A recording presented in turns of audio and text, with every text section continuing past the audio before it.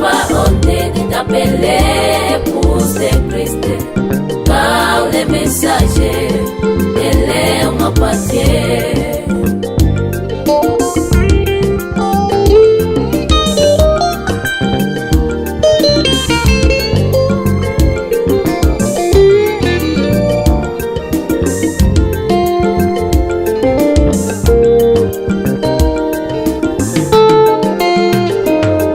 Avec ce message de l'heure, la révélation de cette eau, c'est l'amour de Dieu qui nous donne cette bonne et merveilleuse lumière.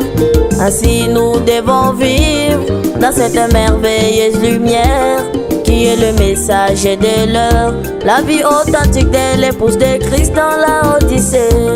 C'est pourquoi je n'ai pas honte de t'appeler épouse de Christ, car les messagers de l'air m'appartiennent. C'est pourquoi je n'ai pas honte de t'appeler épouse de Christ, car les messagers de l'air m'appartiennent.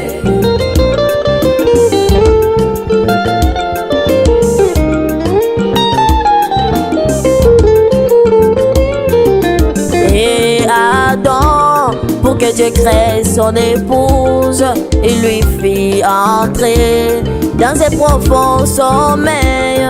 Et dans ses profonds sommeils, c'est de là qu'il prit de ses côtes une partie pour que celui-ci ait une épouse, l'os de ses os, chair de sa chair. C'est pourquoi je n'ai pas honte de t'appeler épouse de Christ, car les messagers de l'air m'appartiennent. C'est pourquoi je n'ai pas honte de t'appeler épouse de Christ, car les messagers de l'air m'appartiennent.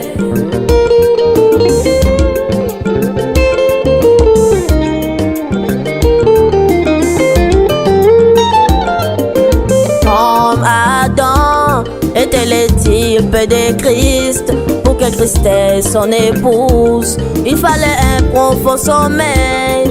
Et c'est là à la croix que son sang coula de ses côtes. Et c'est de ses sangs que nous avons été l'os de ses os, chair de sa chair. C'est pourquoi je n'ai pas honte de t'appeler épouse de Christ, car les messagers de l'air m'appartiennent. C'est pourquoi je n'ai pas honte de t'appeler épouse de Christ, car les messagers de l'air m'appartiennent.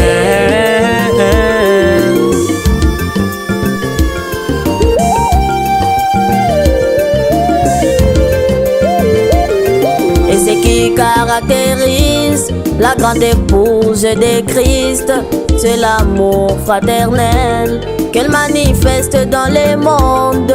Dans l'âge dont nous vivons, c'est l'âge de l'amour fraternel. On peut même que son messager n'a vécu que de l'amour fraternel, l'amour divin. C'est pourquoi je n'ai pas honte de t'appeler épouse de Christ, épouse de Christ, car les messagers de l'air m'appartiennent. C'est pourquoi je n'ai pas honte